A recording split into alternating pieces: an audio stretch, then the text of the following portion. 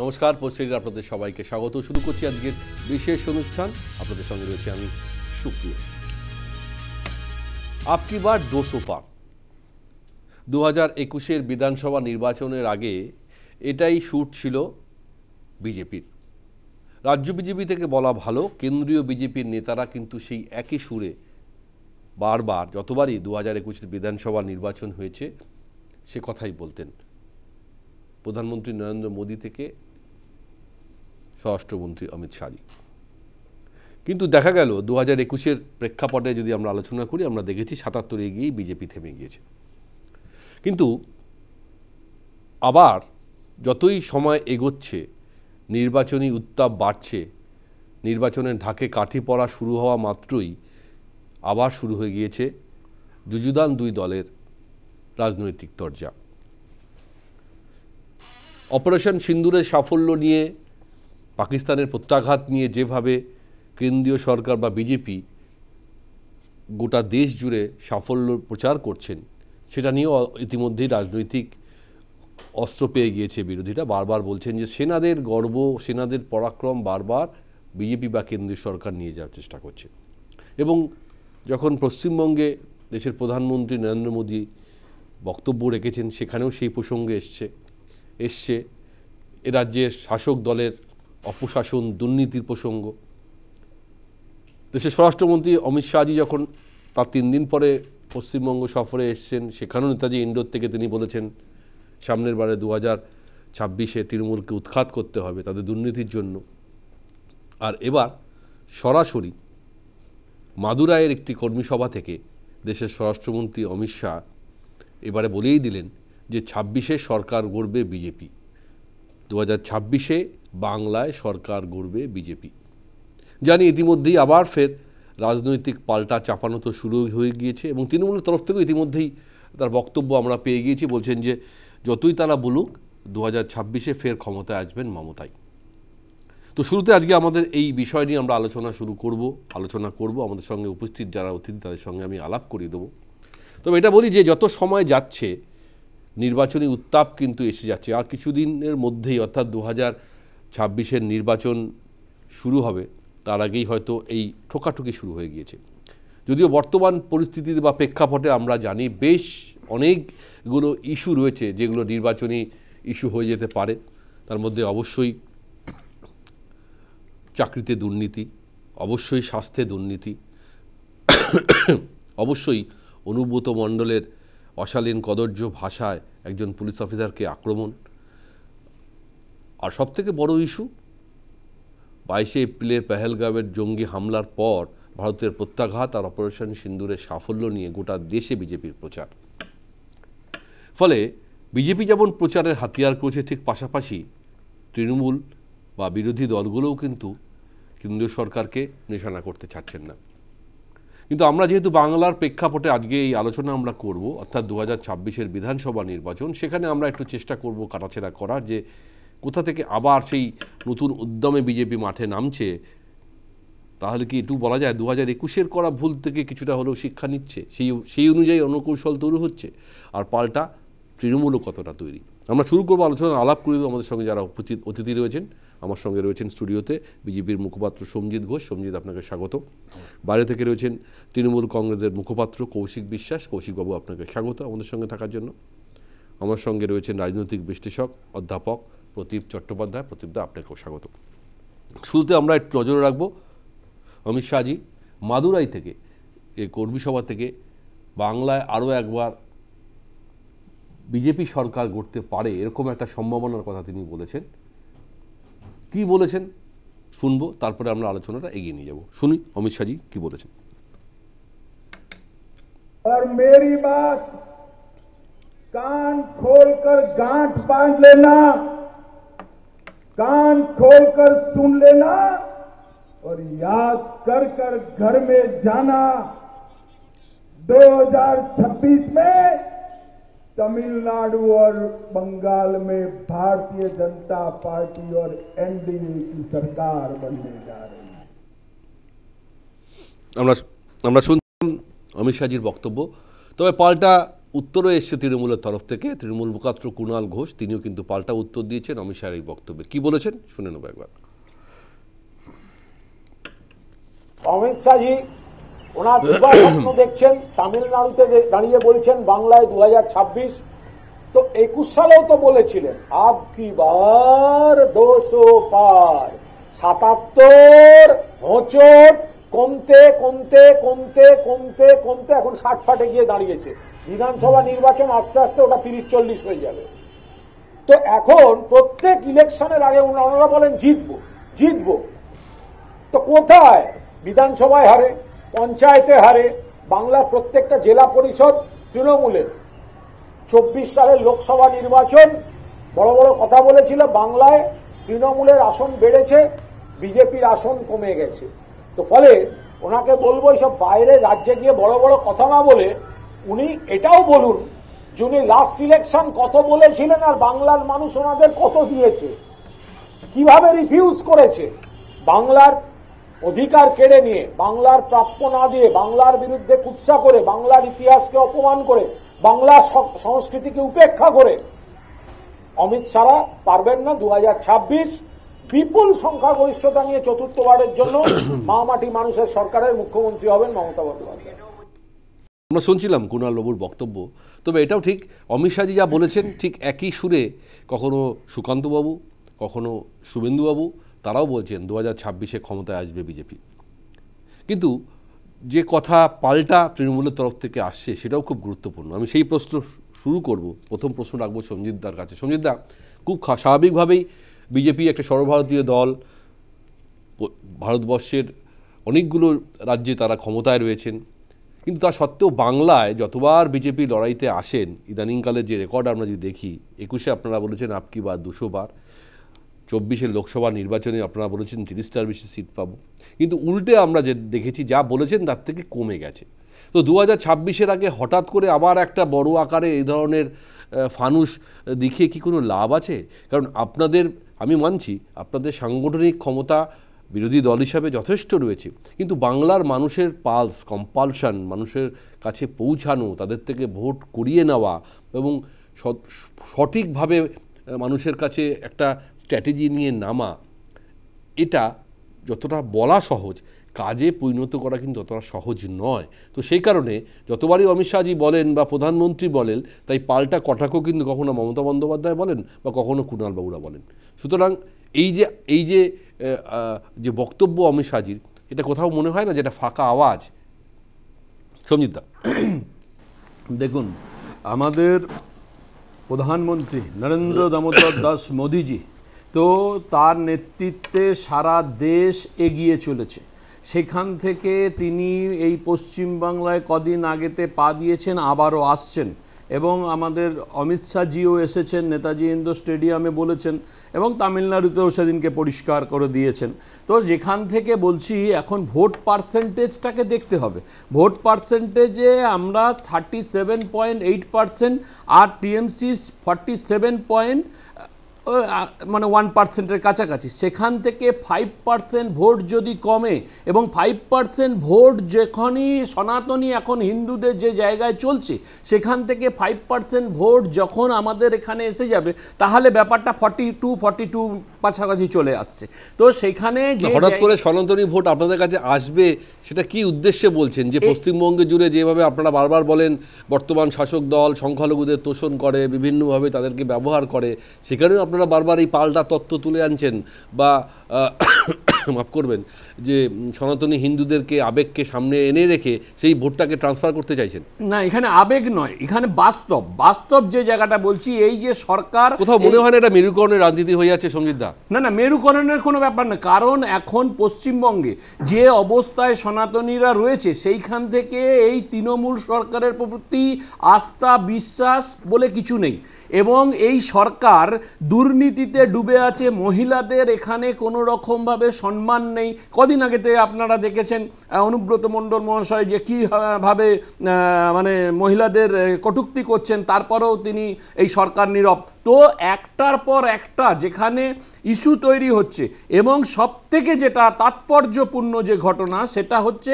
সনাতনীরা এখানে অসহায়। সমগ্র ভারতবর্ষে 100 কোটি সনাতনীর মধ্যে পশ্চিমবাংলায় সবথেকে বেশি বিপদে রয়েছেন সনাতনীরা। সেই জায়গা থেকে কদিন আগেতে মোথাবাড়ি দেখুন, মুর্শিদাবাদ দেখুন, সমস্ত জায়গায় এই অবস্থা, কলকাতাতে দেখুন, সব জায়গাতে। তো সনাতনীরা এখন সেই জায়গা থেকে পালস যেটা বলছে, সেই জায়গা থেকে এখন যে জায়গায় সেখানে বিজেপির ওপর আস্থা বিশ্বাস রাখছে।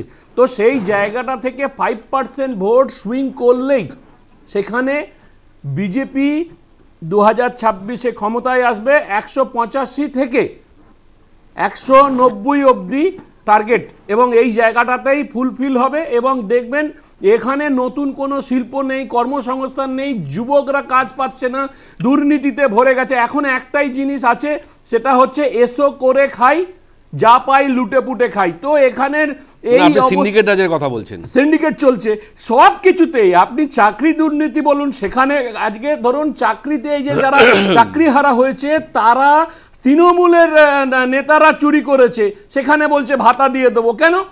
সরকারের ট্যাক্সের পয়সা, মানুষ বুঝতে পারছে। তো এই জায়গা থেকে নতুন টাটাকে তাড়িয়ে এখানে এসেছিল, কোনো শিল্প নেই, মানুষ বুঝতে পারছে যশস্বী প্রধানমন্ত্রী নরেন্দ্র দামোদর দাস মোদিজি এবং এই মানে আমাদের যে সিন্দুরের সাফল্যের পর সেখান থেকে দুর্বার গতিতে এগিয়ে চলেছে ভারতীয় জনতা পার্টি, এবং সেই জায়গা থেকে মানুষের আস্থা বিশ্বাস আছে, এবং সেইখান থেকে এটাই আপনাদের বিশ্বাস, এইটাই আমাদের বিশ্বাস। বেশ, আমি উত্তর নেব কৌশিকবাবুর কাছে। কৌশিকবাবু, খুব স্বাভাবিকভাবেই যেটা বারবার প্রধান বিরোধী দলের থেকে উঠে আসছে, যেখানে শিক্ষা বলুন, স্বাস্থ্য বলুন, বিভিন্ন দুর্নীতি রয়েছে, তার উপরে শিল্প নেই, চাকরি নেই, এবং ক্রমশ একটার পর একটা বিষয় এই মুহূর্তে যেটা শাসক দলকে চাপে রাখছে, বিশেষ করে শিক্ষার দুর্নীতি নিয়ে, বিশেষ করে ইদানিংকালে হঠাৎ করে অনুব্রত মণ্ডলের কুৎসিত অশালীন মন্তব্য নিয়ে। এছাড়াও বিজেপির হাতে এই মুহূর্তে প্রধান বড় অস্ত্র যেটা, সেটা হচ্ছে অপারেশন সিন্দুরের সাফল্য এবং সনাতনী হিন্দুদেরকে নিজেদের কাছে নিয়ে আসা। কোথাও মনে হয় এই এক্স ফ্যাক্টরগুলো 2026-এর নির্বাচনের আগে কিছুটা হলেও শাসক দল তৃণমূলকে চাপে রাখবে। আমাকে শুনতে পাচ্ছেন? একদম একদম শুনতে পাচ্ছি। আচ্ছা, দেখুন, প্রথমেই বলি, এক এক করে আপনার প্রশ্নগুলোর জবাবগুলো দিই। প্রথম কথা হচ্ছে যে অপারেশন সিন্দুরটা ভারতীয় সেনাবাহিনীর সম্পূর্ণ কৃতিত্ব, এটা এক নম্বর। বিজেপির প্রবক্তা একটু আগে যে 5% সুইং এর কথা বলছিল, আমার যেটা মনে হয় সেটা এই সুইংটা তৃণমূল কংগ্রেসের পক্ষে হবে 5 থেকে 10%, মানে আমরা 50%-এর উপর উঠবো। তার একটা বড় কারণ আপনি দেখুন, গত বছর থেকে, তার আগের বছরের গুলো বাদ দিন, গত বছর থেকে পশ্চিমবঙ্গের যে কটা উপনির্বাচন হয়েছে, প্রত্যেকটা উপনির্বাচনে বিপুলভাবে আমরা মানুষের আশীর্বাদ পেয়েছি। এবার এক এক করে বলি। আপনি অনুব্রত মণ্ডলের কথা বললেন, অনুব্রত মণ্ডলের বক্তব্যকে দল একদম সমর্থন করে না, এটার তীব্র নিন্দা করে, এবং অনুব্রত মণ্ডলকে দল ক্ষমা চাইতে বলার 1 ঘন্টার মধ্যে উনি ক্ষমা চেয়েছেন।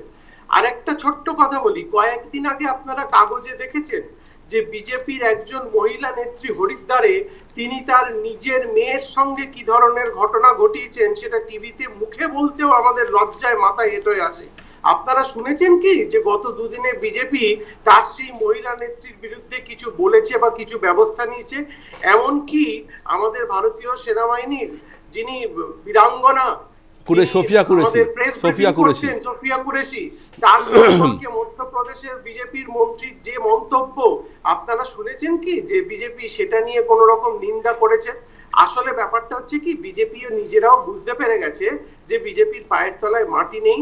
সেই জন্য এবার ওনারা আর 200 নয়, এবার 185 টার্গেট থেকে শুরু করেছেন। তো মোটামুটি আপনারা দেখবেন প্রত্যেকবার ওনাদের টার্গেটটা আস্তে আস্তে নামতে থাকেন। যেমন গত লোকসভা নির্বাচনে অমিত শাহজি বলেছিলেন প্রথমে 30 পার, তারপর 25-এর নিচে নেমেছিলেন। আমার ধারণা এবং আমাদের দলেরও ধারণা যে বিজেপি সম্ভবত বড় জোর গোটা 25-30 আসন 2026-এ পেতে পারে। তার কারণ হচ্ছে এই যে কেন্দ্রীয় বঞ্চনা, আমাদের বিরুদ্ধে 1.75 লক্ষ কোটি টাকা বিজেপি আমাদের দিচ্ছে না, এবং এই যে আমাদের মোট 63টা জনমোহিনী রাজ্য সরকারের প্রকল্প, এই দুয়ে মিলিয়ে কিন্তু আমরা মানুষের আশীর্বাদ আবার পাবো। কিন্তু কেন্দ্রীয় প্রকল্পের টাকা নিয়ে তো বারবার আপনাদের বিরুদ্ধে অভিযোগ। কথা বলি, আর রইল বাকি প্রধানমন্ত্রী এবং স্বরাষ্ট্রমন্ত্রী পশ্চিমবঙ্গে বারবার আসা, ওনারা তো পরিযায়ী পাখির মতন ভোট আসলেই আসেন। ওনারা যত আসবেন আপনি বিশ্বাস করুন বিজেপির ভোট তত কমতে থাকবে, এটা আপনি মিলিয়ে নেবেন। 2021-এ প্রধানমন্ত্রীজি 13 বার এসেছিলেন, আপকি বার 200 পার করতে গিয়ে 70-এ নেমে গেছিলেন।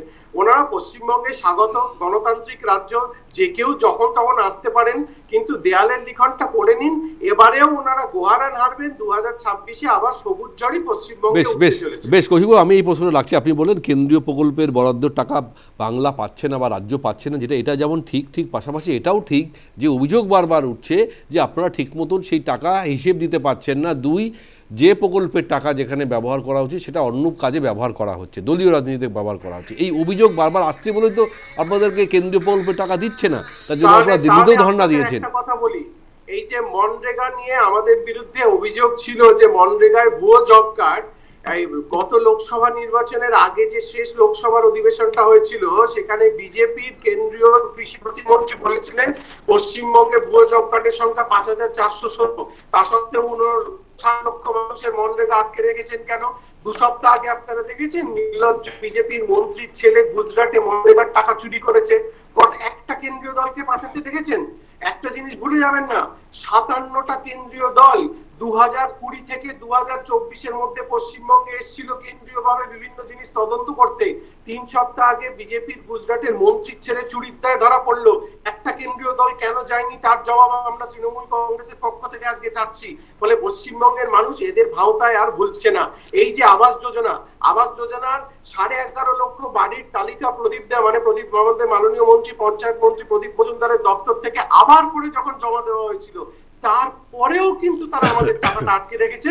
কিন্তু আমাদের রাজ্য সরকারের তরফ থেকে সেই আবাস যোজনার আপনি বলছেন কৌশিক বাবু, অবভিয়াসলি এই কেন্দ্রীয় প্রকল্পের টাকা মানুষের, বাংলার জনগণের টাকা যেমন ঠিক, পাশাপাশি এটাও ঠিক যে বাংলা যে দুর্নীতির প্রসঙ্গগুলো বারবার বিরোধীরা উঠছে, বিশেষ করে এই মুহূর্তে শিক্ষা দুর্নীতি নিয়ে, সেটাও তো একটা বড় ফ্যাক্টর হয়ে যেতে পারে আপনাদের সামনের নির্বাচনে আপনাদের ক্ষেত্রে।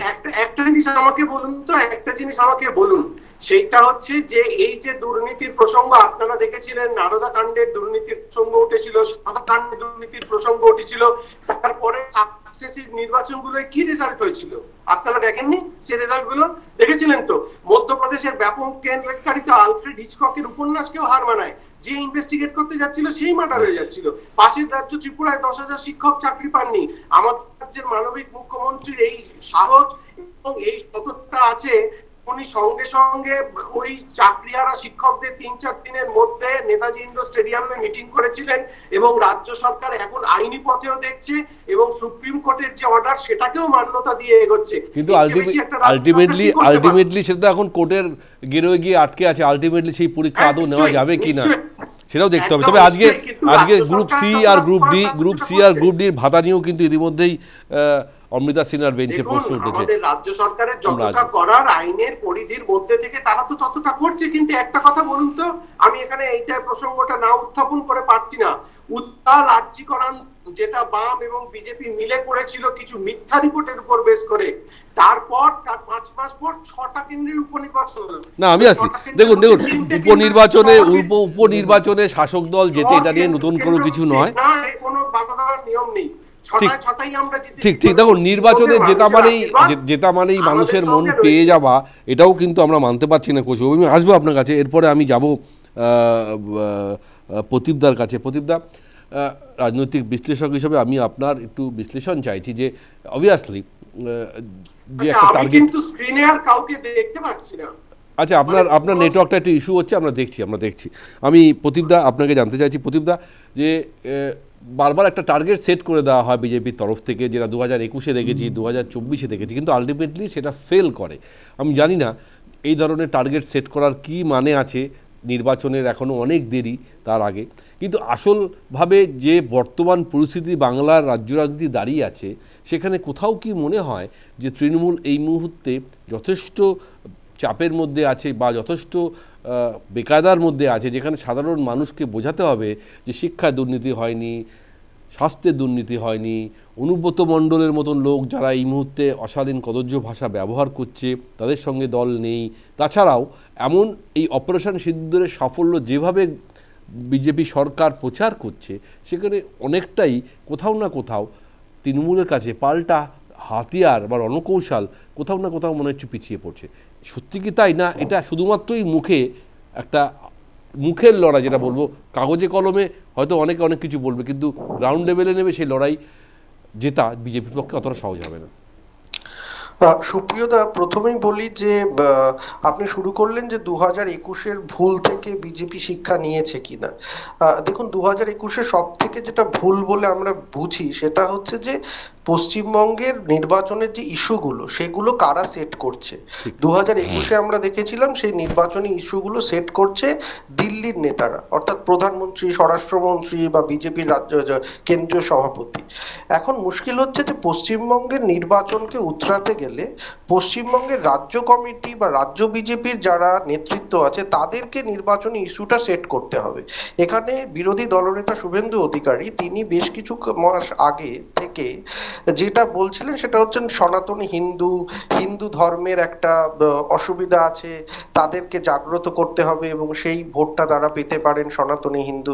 কিন্তু আপনি দেখবেন যে প্রধানমন্ত্রী মোদিজি এসছেন, তারপরে স্বরাষ্ট্রমন্ত্রী এসছেন, তারা কিন্তু তৃণমূল কংগ্রেসের অপশাসনকে ইস্যু করার চেষ্টা করছেন, ধর্ম ওপরে কিন্তু অতটা আলোকপাত করেনি। তাহলে এখানে একটা পরিষ্কার জিনিস, এবং তার সঙ্গে আমি অ্যাড করছি এটাও যে শুভেন্দু অধিকারীর নেতৃত্বে বাংলার যারা বিজেপির নেতৃত্ব তারা এই যে বাংলাদেশের যে উত্তাল সময় কয়েক মাস আগে গেল তখন কিন্তু বর্ডারে গিয়ে তারা বিক্ষোভ প্রদর্শন করেছিলেন এবং বাংলাদেশের হিন্দুদের সাথে আছে ভারতবর্ষ এরকম একটা সহমর্মিতা বা সংহতি প্রকাশ করার চেষ্টা করেছেন। কিন্তু সেই যে ঝাঁজটা আন্দোলনের সেটা কিন্তু কেন্দ্রীয় সরকারের তরফ থেকে বাংলাদেশের যে অন্তর্বর্তী সরকার তাদেরকে কিন্তু অতটা বেশি সেই সময় চাপে ফেলতে আমরা দেখিনি ওই বিষয়ে। শুধুমাত্র একটা কূটনৈতিক মানে সফর হয়েছিল, বিক্রম মিশ্রি গেছিলেন নভেম্বরে। এখন মুশকিল হচ্ছে যে এইখানে যে আপনি যে বললেন যে তৃণমূল কংগ্রেস চাপে আছে কারণ তাকে বোঝাতে হবে যে সে এগুলোর সঙ্গে জড়িত নয়, দুর্নীতির সাথে জড়িত নয়, অনুব্রতর সঙ্গে জড়িত নয়, কিন্তু তারা যে এদের সঙ্গে জড়িত এইটা বোঝানোর দায়িত্ব বিরোধী দলের। এবং বিরোধী দল যদি এটা বোঝাতে ব্যর্থ হয় তাহলে তৃণমূল কংগ্রেস, অনুব্রত মণ্ডল যাই বলুক, এর আগেও প্রচুর বাজে কথা বলেছেন তিনি, বা তৃণমূল মুখপাত্র একটু আগেই বললেন যে এর আগেও অনেক দুর্নীতি অভিযোগে ছিল কিন্তু নির্বাচন সময় তৃণমূল কংগ্রেস হাসতে হাসতে জিতেছে। তাহলে ব্যাপারটা হচ্ছে যে রাজ্য বিজেপি নেতৃত্ব তারা একটু বসে ঠিক করুক যে তারা তাদের কি এজেন্ডা নিয়ে তারা রাস্তায় নামতে চলেছে। কারণ তৃণমূল কংগ্রেসের অপশাসন যদি হয়, দেখুন তৃণমূল কংগ্রেস যেটা বলছে সেটা হচ্ছে যে তৃণমূল কংগ্রেস কিন্তু অনেক কদম এগিয়ে গেছে। এই যে ভুয়ো ভোটারের নাম করে তারা বুথে বুথে জনসংযোগ করতে গিয়ে তারা অনেকটা মানুষের সঙ্গে জনসংযোগ শুরু করে ফেলেছে। বিজেপি এখনো তার রাজ্য সভাপতি চিহ্নিত করতে পারলো না, এই সামনেই নির্বাচন। তো বিজেপি কার নেতৃত্বে নির্বাচনে যাচ্ছেন? মমতা ব্যানার্জি যখন বামফ্রন্টকে সরিয়েছিলেন, মমতা ব্যানার্জির সমর্থনে কারা কারা দিল্লির থেকে এসে মমতা ব্যানার্জির জন্য গলা ফাটিয়েছিলেন? তাকে নিজেকেই গ্রাউন্ডে কাজ করে করে তাকে মানুষের সঙ্গে সংযোগ স্থাপন করতে হয়েছে। ফলে দিল্লির থেকে এসে বা দিল্লির কেন্দ্রীয় সরকারের কি করছেন, একটা উদাহরণ খুব গুরুত্বপূর্ণ, হরিয়ানায় সবাই ভেবেছিল কংগ্রেস জিতে যাবে, কিন্তু হরিয়ানায় বিজেপির রাজ্য নেতৃত্ব যেভাবে খেটেছে, যেভাবে তারা মাঠে ময়দানে ছিল, কংগ্রেসকে নিশ্চিত ভোটে হারিয়ে দিল। তাহলে এইবারে ব্যাপারটা হচ্ছে যে এইখানে রাজ্য বিজেপির নেতারা তারা প্রাথমিক যেটা আমাদের, যদি ধরুন আমরা সাধারণ মানুষ প্রত্যেকেই দেখতে পাচ্ছি দুর্নীতি হচ্ছে বা এত কিছু অপশাসন চতুর্দিকে চলছে, আমরা তো সবাই সাধারণ মানুষ চাই যে একটা সুস্থ সুন্দর প্রশাসন আসুক।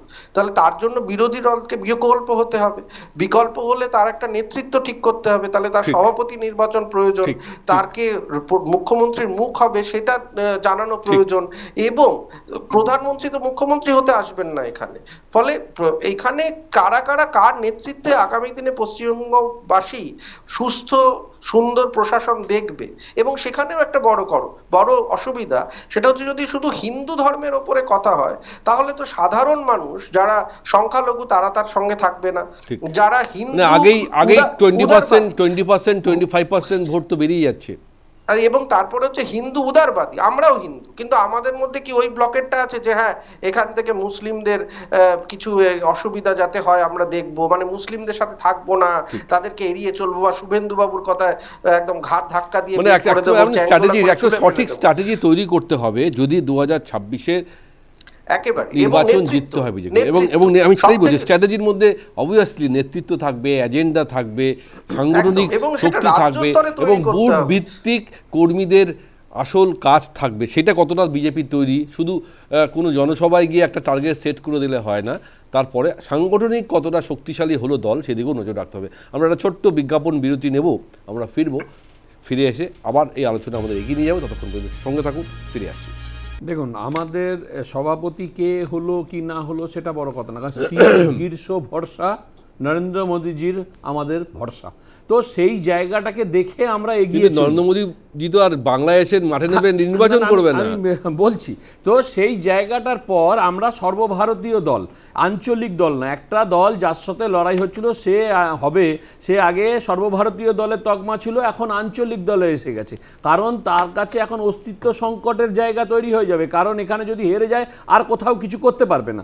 তো সেই জায়গাটা থেকে এখন যে জায়গাটা তৈরি হচ্ছে, সংগঠন আমাদের যেটা আছে সেটা ঠিকই আছে, সেখানে কোনো রকম অসুবিধা নেই। সভাপতির নাম ঘোষণা হবে, কিন্তু সভাপতির নাম ঘোষণা না হওয়াতে যে আমাদের কর্মীরা বসে আছে এরকম কোনো ব্যাপার নেই, সবাই মাঠে আছে, ময়দানে আছে এবং যা কাজ করা তারা কাজ কিন্তু সাংগঠনিক দিক থেকে হচ্ছে। আর একটা জিনিস সেটা হচ্ছে গিয়ে, ধরুন এই যে সরকার চলছে, এই সরকারের নতুন কি কিছু দেবার আছে? কারণ 7.5 বছরের মাথায় মাননীয় মুখ্যমন্ত্রী তিনি বলেছিলেন আমার সব কাজ হয়ে গেছে, তারপরেও তাকে এক্সটেনশন দিয়েছে। এক্সটেনশন দেওয়ার পরে মানুষ গণতান্ত্রিক দেশে গণতান্ত্রিক পদ্ধতিতে সে যেমন করেই হোক ভোটে জিতেছে তিনি মুখ্যমন্ত্রী, কিন্তু সেই জায়গার পর তিনি দায়িত্ব কর্তব্য থেকে তিনি পালন করতে ব্যর্থ, কারণ কোনো রকম শিল্প নেই, কোনো রকম কিছু নেই, বেকারত্ব, দুর্নীতি এই দলের হচ্ছে গিয়ে প্রধান অস্ত্র। এরপর থেকে নতুন তো জনগণ চায় যে কি করবে, এবার মানুষের যে চাহিদা সেই চাহিদা পূরণ একমাত্র ভারতীয় জনতা পার্টি পারে। আর তার আগেতে দেখুন এখানে যত ভোট হয়েছে, যতগুলো সরকার এসেছে, কংগ্রেস এসেছে, তারপরে আপনার যুক্তফ্রন্ট এসছে, সিপিএম এসছে, তৃণমূল এসছে, ভারতীয় জনতা পার্টিকে কোনোদিনও দেখেনি শ্যামাপ্রসাদ মুখার্জির এই বাংলায়। তো এইবারে তারা বুক ভরে আশীর্বাদ করবে এবং সবাই চাইছে। আশা দেখা ভালো, কিন্তু আশাটাকে কার্যে রূপান্তরিত করতে গেলে যে ফ্যাক্টরগুলো কাজ হয়, যেটা কিছুটা যখন আরেকটা প্রশ্ন বলার চেষ্টা করছিল আপনার কথাতেই, তখন বলেছিল 200 পার, তখন আমাদের 3 জন থেকে 77-এ গেছি। তো সেই 77 থেকে এবারে 180, 85 থেকে 190 না যাবার কোনো ব্যাপার নয়। তো এই যে জায়গাটা আছে, আর আমি যে 5% ভোটের কথা বলেছি আজকে না, আমি আজ থেকে বারবার বলছেন সনাতনী হিন্দুদের ভোট বিজেপিতে বেড়ে যাবে, তাহলে সংখ্যালঘু ভোটার মধ্যে চাই না। না, সংখ্যালঘু ভোটার দেখুন একটা জিনিস, সংখ্যালঘু যারা ভারতীয় জনতা পার্টিকে পছন্দ করে, যারা রাষ্ট্রবাদী মুসলিম, তারা সব সময় ভারতীয় জনতা পার্টিকেই ভোট দেবে, কিন্তু এরপরে যে সনাতনীদের যে অবস্থা, যে দুর্দশা এই এতগুলো সরকার করে গেছে, সেটা একমাত্র পারে ভারতীয় জনতা পার্টি। সেই নিরিখে এবং নতুন আশা, নতুন কলকারখানা, নতুন উন্নয়ন, সবকা সাথ সবকা বিকাশ, যারা আমাদের সঙ্গে থাকবে তাদেরও, যারা করছে না তাদেরও, এই জায়গার পরে মানুষ বুঝতে পেরেছে। সরকারের 11 বছর পূর্তি হলো আজকে, এবং সেটা নিয়ে গোটা দেশ জুড়ে প্রচার চলছে। নাড্ডাজিও আজকে অনেক বক্তব্য রেখেছেন কেন্দ্রীয় সরকারের উন্নয়ন নিয়ে, পাশাপাশি তারা কংগ্রেসের জামানার সরকারের অনেক নেগেটিভ পয়েন্টও তুলে ধরেছেন। খুব স্বাভাবিক, আশা তো দেখতেই পারেন বাংলা দখল করার ক্ষেত্রে বিজেপির আশা তো আজকের না, অনেক দিনের। কিন্তু যে ফ্যাক্টরগুলো নিয়ে আমরা আলোচনা করছি, অবভিয়াসলি যেমন সঞ্জিতদা বললো, আমি কৌশিকবাবুকে জানতে, কৌশিকবাবু একটা খুব এই মুহূর্তে মানে আমি যেটা বলবো, আপনারা হয়তো বারবার বলছেন যে অনুব্রত মণ্ডল বিষয় নিয়ে দল অনেক কঠোরভাবে বিষয়টা দেখছে, কিন্তু আমরা কার্যে এখনও কিছু দেখতে পাইনি, যে কারণে বিজেপি কিন্তু প্রচারের হাতিয়ার হিসাবে আজকে দেখুন নারী সম্মান যাত্রা শুরু করে ফেললো বীরভূমে, এবং সেখানে অনুব্রত মণ্ডল বহাল তবিয়তে আছে। তিনি বলছেন চাল চলন দেখি দুদিন, তারপরে আমি ঠিক করবো। অর্থাৎ অনুব্রত মণ্ডলকে এখনও ছোঁয়া পুলিশের পক্ষে আমার মনে হয় না সম্ভব, কারণ তিনি যেভাবে নিজের এলাকায় নিজের দাপটে বীরভূমের বাঘ রাজত্ব করে চলছেন, আমি আসবো সঞ্জিতদা, তো সেখানে আমার মনে হয় যে সেই বীরভূমের মতন লাল মাটিতে আজকে কোথাও না কোথাও বিজেপি কিন্তু নিজেদের শিকড় গাড়ার কাজ শুরু করে দিচ্ছে। কোথাও মনে হয় না যে অনুব্রত মতন একটা ফ্যাক্টর যদি আজকে আপনাদের বিরুদ্ধে চলে যায়, এটা কিন্তু আপনাদের পক্ষে কঠিন সময় এসে যাবে।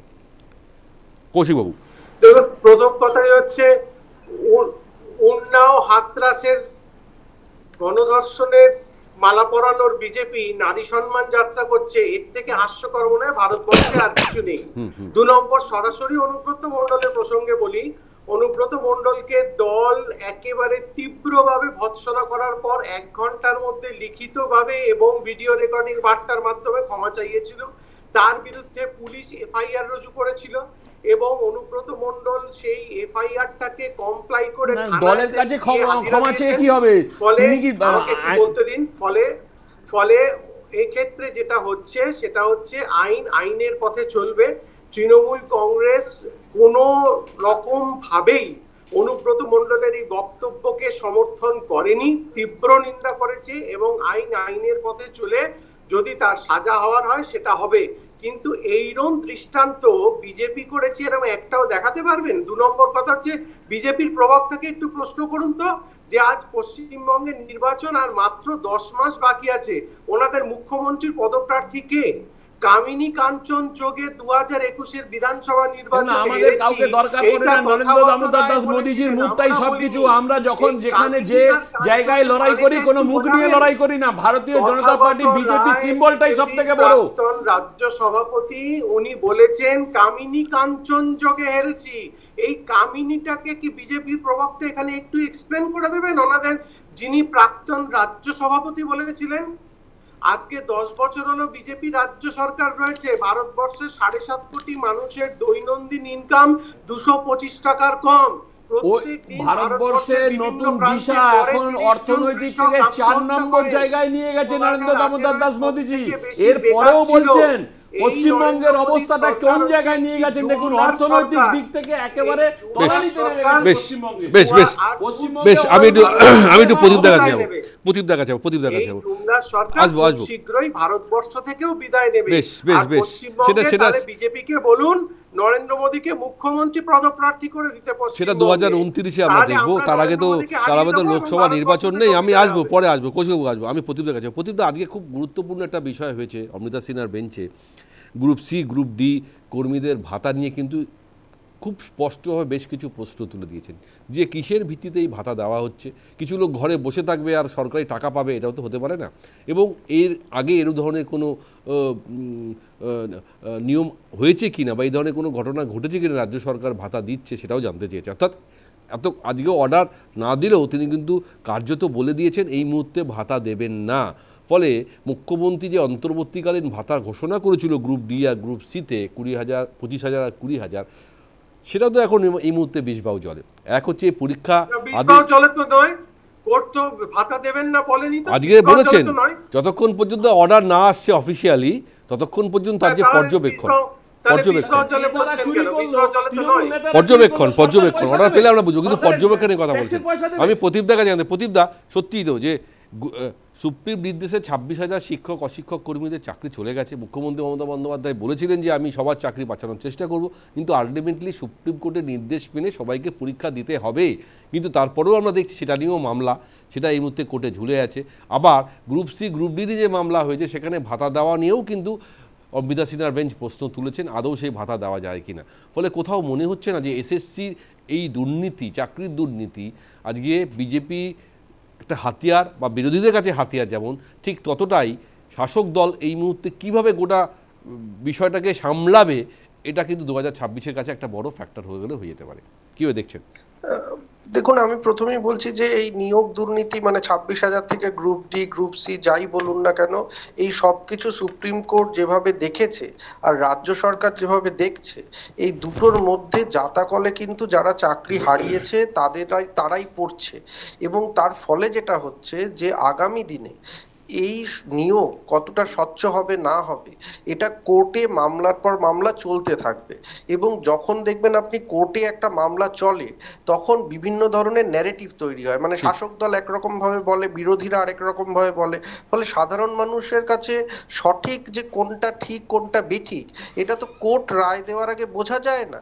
মানে কোর্ট যদি রায় না দেয় তাহলে, এবং এটা যদি ঠিক 26-এর নির্বাচনের প্রাক্কাল অবধি বা তার মধ্যে ওটা গড়াতে থাকবে কোর্টে, মানে কোনটা ঠিক কোনটা বেঠিক, নিয়োগ প্রক্রিয়া হবে কিনা, পরীক্ষায় বসবে কিনা, কেউ আন্দোলন করছে বসবে না। ফলে এইটা যে নির্বাচনী ইস্যু করে তৃণমূল কংগ্রেসকে সরানো হবে, তার জন্য তো তৃণমূল কংগ্রেসের একটা ন্যারেটিভ যে আমরা কিছু করিনি, আমরা চেষ্টা করছি চাকরি যাতে না যায়, বিরোধীরা করেছে। বিরোধীদের ন্যারেটিভ হচ্ছে না তৃণমূলরাই হচ্ছে গিয়ে কালপ্রিট, তারাই এটা করেছে। ফলে সাধারণ মানুষের কাছে সঠিক তথ্য হচ্ছে কোর্টের রায়দান, স্বচ্ছ রায়দান, তাহলে তারা বুঝতে পারবে। কিন্তু এই কোর্টের এই আগামী এই পশ্চিমবঙ্গের যত আমি ঘটনা দেখছি, কোনো সুস্পষ্ট কোর্টের রায়দান যেটা হচ্ছে সেটা যে তৃণমূল কংগ্রেস রায়দানের পরে বিপাকে পড়ছে এমন তো দেখতে পাচ্ছি না।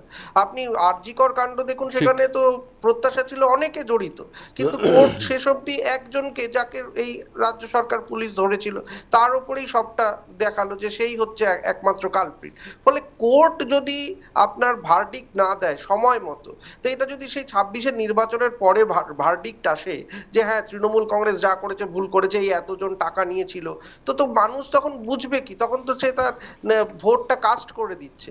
ফলে বিভ্রান্তির শিকার হচ্ছে সাধারণ মানুষ, তার কারণ এই এইগুলো মামলায় চলে যাচ্ছে। আমরা তো সবাই ভাবছি 26,000 চাকরি চলে গেছে, তৃণমূল কংগ্রেস এবারেই ক্ষমতা থেকে চলে যাক, কারণ তারা মিসম্যানেজ করেছে পুরো নিয়োগ প্রক্রিয়া সবকিছু সব ক্ষেত্রে। তো ফলে কিন্তু সাধারণ মানুষ, এই যে একটু আগে বলছিলেন বিজেপির মুখপাত্র তিনি খুব সুন্দরভাবে বলছিলেন যে একটা স্বচ্ছ প্রশাসন তো মানে মানুষ চায়, এবং সেই প্রশাসনটা অবশ্যই নরেন্দ্র দামোদর দাস মোদী, আমাদের প্রধানমন্ত্রী, তার যে মডেল, উন্নয়নের মডেল, সেই বা দেশকে এগিয়ে নিয়ে যাওয়ার মডেল, সেই ছবি নিয়ে তারা যাচ্ছে। কিন্তু মুশকিল হচ্ছে 2024-এর নির্বাচনের পর দেখা গেল যে নরেন্দ্র মোদীর এক হাতে হচ্ছে নীতিশ কুমার, এক হাতে চন্দ্রবাবু নাইডুর ছবি নিয়ে ঘুরতে হচ্ছে, তার কারণ তিনি ম্যাজিক ফিগারটা পেলেনই না। তাহলে কথা হচ্ছে যে নরেন্দ্র মোদীর মুখ যদি এতই গুরুত্বপূর্ণ, তাহলে তিনি নিজের কেন্দ্রীয় সরকারে এত কম পেলেন কেন? থার্ড টার্মে মানুষ কেন দিল না পশ্চিমবঙ্গ থেকে 30টা সিট?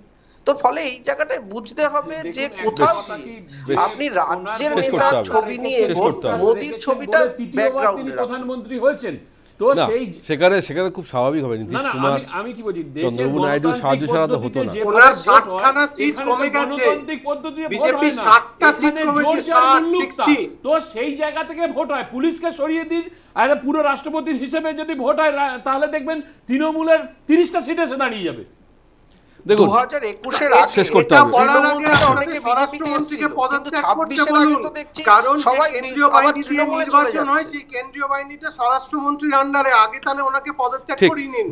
বেশ আমাদের সময় একদম শেষ করতে হবে। এটুকুই বলতে পারি যে তরজা চলবে রাজনৈতিক টানাপোড়েনের মধ্যে 2026-এর নির্বাচনের আগে একটা এমন ইস্যু সামনে আসছে যা দুই যুযুধান পক্ষের কাছে, সবার কাছেই একটা লড়ার একটা মতন মঞ্চ তৈরি করে দেওয়া। যেমন বিরোধীরা মাঠে নামছেন, ঠিক পাশাপাশি শাসক দলও কিন্তু তাদের নিজস্ব স্ট্র্যাটেজি নিয়ে কিন্তু তারা তৈরি হচ্ছেন। এখন দেখার যে বাংলার অপশাসন, দুর্নীতি নিয়ে বিরোধীদের আনা বা বিশেষ করে বিজেপির আনা এই অভিযোগ মানুষ মান্যতা দেয় কিনা, বা পাল্টা তৃণমূল শাসক দল তাদের উন্নয়নের মাধ্যমে মানুষকে বোঝাতে পারে কিনা এই রাজ্যে মমতাই শেষ কথা। এখন সেটাই দেখার, আমরাও অপেক্ষায় থাকবো। তার আগে আমরা সবাইকে বলছি আজকের অনুষ্ঠান শেষ করছি। অনুষ্ঠানে থাকার জন্য সবাইকে অনেক ধন্যবাদ, সঙ্গে থাকার জন্য। আপনাদের news time, any time, all.